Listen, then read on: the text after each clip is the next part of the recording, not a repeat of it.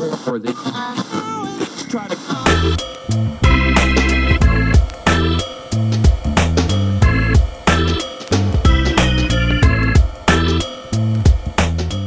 Welcome to the Pittsburgh Business Version, where we interview successful business owners to educate the virgin segment of the population who are thinking about starting their own businesses. I'm your host, Brad Hilbert, president of Three Rivers Wealth Management Group. Welcome back to Three Rivers Wealth Management Group's production of the Pittsburgh Business Version. We are here with Jason Capps, owner and chef of Sera Urban Trattoria, catering and event venue. Hey, Jason, one of the most important questions I want to ask you just during this this interview is, what's the biggest or rather the best piece of advice that you would give a new entrepreneur? Boy, be ready, hard work, be ready to work hard, I should say, and be open-minded.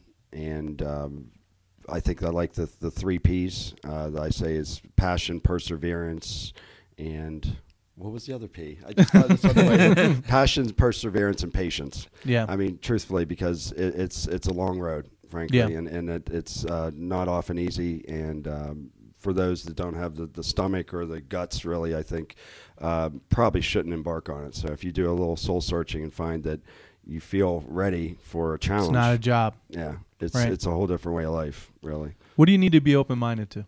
I think. I was going to say that. people's opinions, yeah. Not necessarily heeding advice or taking everybody's opinion as considering it gospel, but just being open-minded to your surroundings and what's around, in terms of listening to people, what their needs and wants are. Somebody who's stubborn, I feel, and this is all a matter of opinion, but I feel somebody who's stubborn and set in their ways and not willing to deviate or change their course or their business model to adapt to a changing economy or a market, is probably not going to end up in good shape. I mean, you just really, I'm not saying whimsically change your whole strategy every month or week, I mean, but be willing to, I think it's important to be willing to adapt to a changing world and economies and such. Now, Jason, what are some of the biggest obstacles you face in your business in the past relative to today? I think the biggest is management of people, staff. I think the joke, my old go-to joke is if it wasn't for those pesky customers and employees, I'd have a great, easy-to-run business. Sure. But unfortunately, without employees, typically, unless you're a consultant or a sole operative, or without a staff to manage, it just depends what you do for a living. But in my world, I need people in the kitchen, I need servers, I need staff, I need cleaning crews, the whole bit. Managing people is a difficult and not easily taught trait. That involves a lot of, again, those three P's, the patience and perseverance and the ability to just adapt to different personalities. 50 employees, there's 50 different personalities. So that's been the toughest. Now, was that the toughest from the beginning? If you felt you got better at that, and obviously with experience, you would have. Yeah. But yeah, I'm better at it now than I was back then. I used to be a micromanager and realize that if you hold people's hands through the entire process, they've really never learned.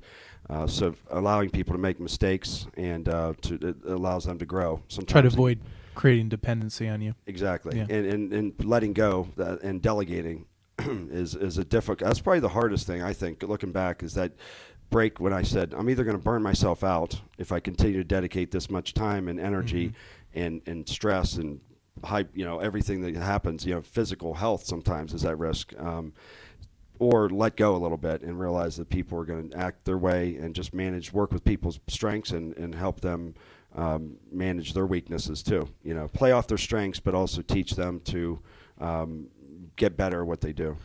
Now, I imagine a lot of that starts with hiring the right person. So what have you found to be the key in hiring the best people? Well, they say hire slow, fire fast, and I had the luxury of firing fast last week. I don't know. It's never. It's not a pretty picture. Yeah. Putting somebody in the unemployment line with the family, but I can't find myself there.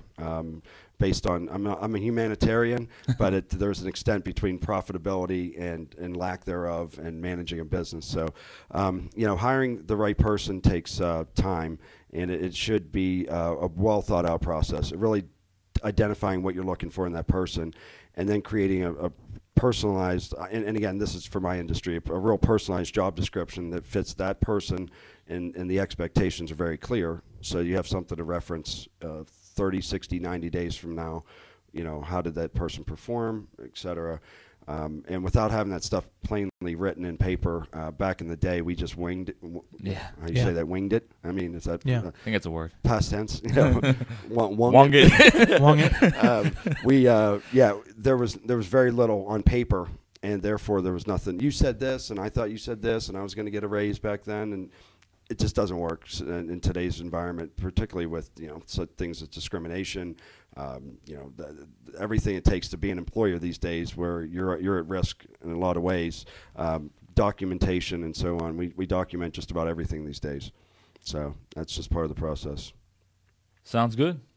All right. As we wrap up this segment, I want to thank Jason for joining us today, and check out the rest of our interview at the PittsburghBusinessVirgin.com.